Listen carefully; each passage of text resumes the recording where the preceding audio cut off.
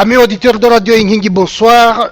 Nous sommes mardi le 9 juin 2020. J'ai en ligne Patrick Mbeko. Patrick Mbeko est canadien d'origine congolaise. Il est géopolitologue et je vais m'entretenir avec lui ce soir. Bonsoir Patrick Mbeko. Bonsoir Gaspard. Oui, Patrick Mbeko, je vous ai appelé parce que le 3 juin, vous avez sorti un article dans un journal Sputnik. Alors, le titre de l'article, c'est Génocide rwandais, quand Washington et Londres remettent en question la doxa officielle. Qu'est-ce que vous avez voulu dire par Patrick Mbeko? Je voulais simplement dire, au regard de la position qui a été celle des ambassadeurs américains et britanniques à l'ONU, que Washington et Londres n'avaient pas la même lecture que Kigali avait, en tout cas, de ce qui s'est passé au Rwanda en 1994, en l'occurrence le génocide rwandais. Et donc, ces ambassadeurs, ces pays sont en train de remettre en question leur position. En quelque sorte, oui. C'est très fondamental parce qu'on n'avait jamais vu ça par le passé. Et comme je l'ai dit dans mon papier, je l'ai expliqué dans l'article, pendant longtemps, ces deux pays ont quand même étouffé des rapports qui mettaient à nu les crimes commis par le FPR au Rwanda, particulièrement contre les Hutus, et puis au Congo aussi. Mais là, on voit une position qui est très surprenante dans la mesure où ces pays sont réputés être les alliés les plus indéfectibles du régime de Kigali. Et d'après votre analyse, quelle serait la motivation de cette volte-face? Je ne parlerai pas nécessairement de volte-face en gros, mais c'est un changement dans la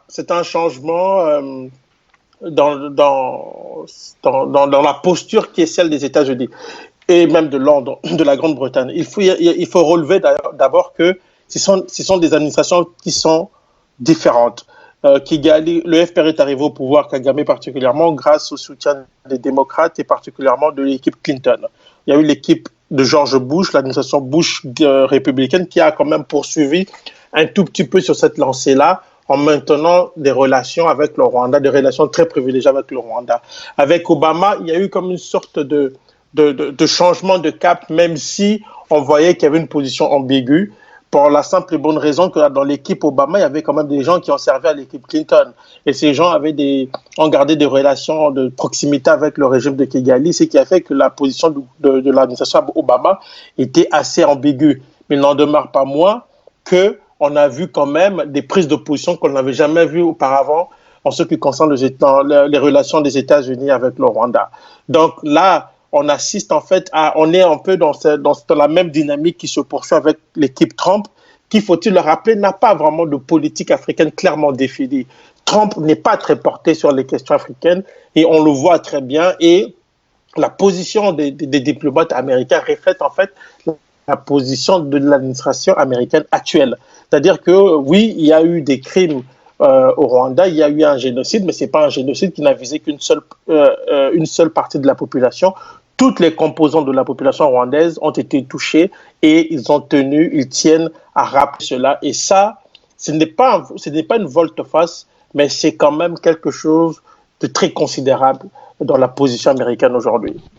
Merci Patrick, mais avoir la sortie de deux notes diplomatiques américaines et britanniques, et même japonaises, on dirait que ces puissances se sont concertées. Oui, mais vous savez, souvent au Conseil de sécurité, les gens se concertent. Ce ne sont pas des positions qui sortent comme ça, qui tombent du ciel. Généralement, les diplomates vont discuter entre eux, il y aura des positions, et puis après, il y aura une posture, il y aura des communiqués de part et d'autre. Mais on peut voir, en tout cas, dans la position des États-Unis et de la Grande-Bretagne, une forme de concertation, ça c'est sûr et certain, d'autant plus que les deux pays sont quand même des grands alliés. Il ne faut pas l'oublier. Une autre question qui saute aux yeux, mais pourquoi avoir attendu 26 ans d'après vous, M. Mbeko? Mais je pense que ils n'ont pas attendu, c'est qu'eux, ils vont toujours manœuvrer en fonction de leurs intérêts. Vous savez, Mobutu est resté au pouvoir pendant 32 ans. Donc pendant des décennies, les Américains l'ont maintenu au pouvoir contre vents et marées, ils l'ont soutenu. Mais quand la guerre froide est finie, ils ont décidé de changer cap. La guerre froide a pris fin à la fin des années 80, au début des années 90, Mobutu a été renversé 7 ans plus tard. Il y a un continuum, il y a une façon de fonctionner que les Africains jusqu'à présent ne comprennent pas encore. Pour les États-Unis aujourd'hui, il faut dire que le Rwanda est devenu un allié encombrant. Et est-ce que Kagame est encore utile? Sûrement. Mais est-ce qu'il est indispensable? Je ne le pense pas. Et c'est aux Africains de comprendre ça. C'est que Kagame n'est pas cet homme qu'on ne peut pas toucher. Non, c'est le nègre du système et quand ils vont s'en servir, quand ils vont le presser et que sa valeur utilitaire va finir, en tout cas quand il va expirer, on va chercher quelqu'un d'autre. Et quand on observe un peu la position du Rwanda actuellement, de Kigali depuis un moment, on sent qu'il y a beaucoup de nervosité dans le chef de Kagame qui n'a pas l'habitude d'être nerveux. Bon, il est nerveux, on le sait, mais la nervosité qu'on observe aujourd'hui, en tout cas, est révélatrice des réalités politiques et géopolitiques qui se tiennent aujourd'hui sur l'échiquier mondial et qui concernent le Rwanda. Donc, 26 ans, oui, mais c'est toujours en fonction de leurs intérêts. Si Kagame ne faisait plus le travail après 10 ou 15 ans, ils auraient trouvé quelqu'un d'autre, ils auraient trouvé un moyen pour s'en débarrasser. Tant qu'il fait le travail, on le soutient. Mais le monde est en train de changer, les rapports au niveau mondial sont en train de changer et les grandes puissances prennent cela en considération. On ne peut pas, je ne dis pas qu'ils ont rompu totalement, je le dis dans l'article, mais c'est quelqu'un qui est devenu de plus en plus encombrant et on voit du côté du Rwanda une tendance, une forme de basculement vers les BRICS qui s'accélère depuis un moment avec les Chinois, les Russes et tout ça, simplement parce que Kagame comprend qu'avec ses anciens parents, en tout cas ses parents encore, pas ses anciens parents, c'est un lapsus, mais avec ses parents, les relations ne sont plus comme elles étaient auparavant. Oui, mais Monsieur Patrick Mbeko, quand vous dites que Kagame devient un allié encombrant ou qu'il n'est plus indispensable, est-ce que vous avez des faits? Oui, mais on l'a vu. Je l'ai expliqué dans l'article. Quand vous voyez les positions de l'administration Obama à l'égard du Rwanda, ce sont des choses qu'on n'avait pas vues auparavant. Je tiens à rappeler que le Mapping Report a été publié sous l'administration Obama. Il y a eu des pressions pour que ce rapport ne sorte pas. Si les États-Unis n'avaient pas voulu, ce rapport n'allait pas sortir, comme le rapport Gersony. On se rappellera du rapport Gersony. Donc, si le rapport Mapping est sorti, et je l'avais dit à l'époque, ils n'ont pas sorti pour le beau yeux des Rwandais qui sont oppressés. Ils l'ont sorti en fait pour envoyer un message à Kigali. Quand vous voyez, quand les États-Unis annoncent la suspension d'une aide militaire de $200 000, ça ne veut rien dire, c'est symbolique. Mais sur le plan diplomatique, ce sont les symboles qui sont beaucoup plus importants. Et donc, quand on voit la position de Stephen Rapp qui était sous Obama, le diplomate qui était chargé des crimes de guerre, l'ambassadeur pour les crimes de guerre, dire ouvertement dans The Guardian que Kagame pourrait un jour être poursuivi, cela veut dire qu'au plus haut sommet de l'État américain, il y a eu déjà des discussions, cela a déjà été avancé quelque part. Et ça, ce sont des éléments qui ne trompent pas. Oui, Stephen Rapp a été même procureur à Arusha, je me souviens. Exactement. Monsieur Patrick Mbeko, est-ce que vous pensez que ces signaux envoyés par les États-Unis et la Grande-Bretagne, est-ce que ces signaux, ils ont produit quelques effets à Kigali? Oui. Quand on lit entre les lignes, vous savez, sur le plan diplomatique, il ne faut pas entendre ce que les diplomates disent, il faut essayer de lire entre les lignes ce qu'ils ne disent pas. C'est ça qui est très important. C'est que il y a des silences qui en disent beaucoup plus long que des phrases, que des discours. Et quand on suit, d'abord quand on lit entre les lignes la position de l'ambassadeur du Rwanda à l'ONU, on se rend compte qu'il est dans une posture de justification. Il essaie d'expliquer que voilà, il y a eu ça, Arusha dit ça, mais ils oublient une chose, c'est que les Américains sont au courant de tout, ce sont eux qui ont financé Arusha, le TPR. Quand je parle d'Arusha, je parle du TPR. Et quand on regarde aussi la posture du gouvernement de Kigali, de Paul Kagame, on sent un malaise, on sent, comme je l'ai dit, une certaine nervosité. Il y a de l'effet. C'est-à-dire que Kigali se rend compte qu'il n'a plus l'oreille de ses maîtres, comme par le passé. On le voit même dans la posture de Paul Kagame.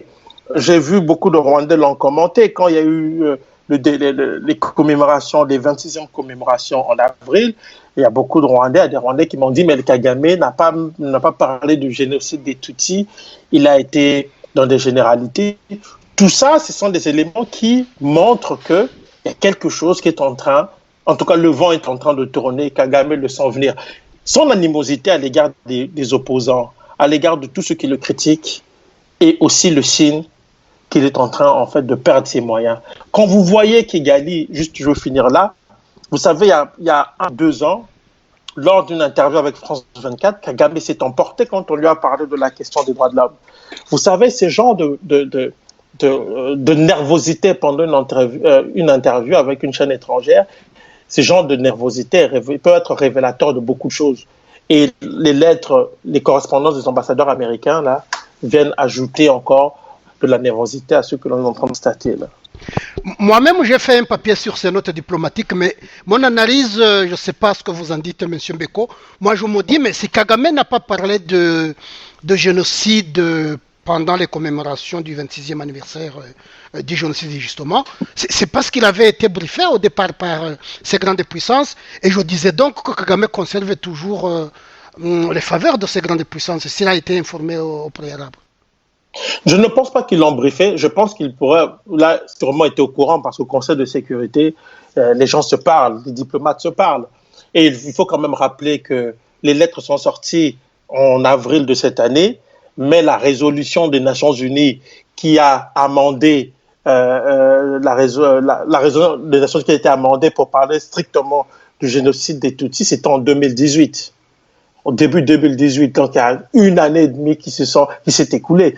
Mais moi, je crois aussi que si Kagame n'a pas parlé du génocide des Tutsis, c'est aussi parce qu'on est en train d'assister à un désamour entre une bonne partie des Tutsis, particulièrement ceux qui se sont présentés comme les victimes, et le régime.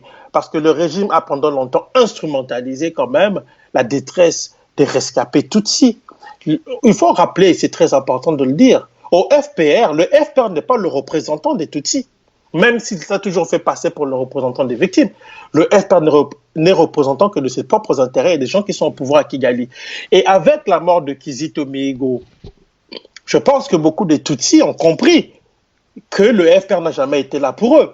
Et on peut aussi interpréter cette phrase-là, cette non, comment on appelle ça, l'allusion, cette non-allusion au génocide de Tutsi comme étant aussi le fruit des rivalités ou en tout cas d'un désamour entre Kigali et une partie de la composante Tutsi. Ça, c'est très important. Et avec la posture des ambassadeurs américains, bah, c'est sûr que la situation ne va aller qu'en s'empirant.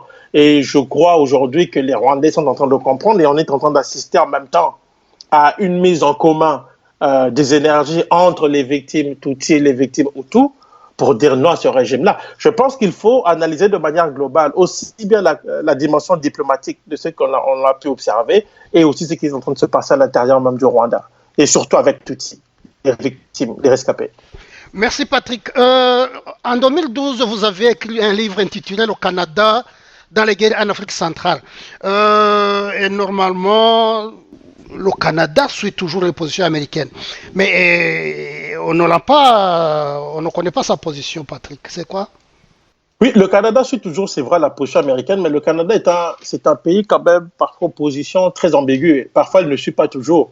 Je dois rappeler que de tous les pays qui soutiennent Kigali, et ça, ça peut surprendre, le Canada est l'un des pays quand même qui a apporté un soutien sans faille au régime de Kigali. Il faut rappeler que il y a des Canadiens qui ont été tués, les prêtres québécois, Guy Simard et Claude Simard et puis Guy Pinard. Le Canada n'a rien fait. J'ai travaillé sur ce dossier. Le Canada n'a rien fait jusqu'à ce jour.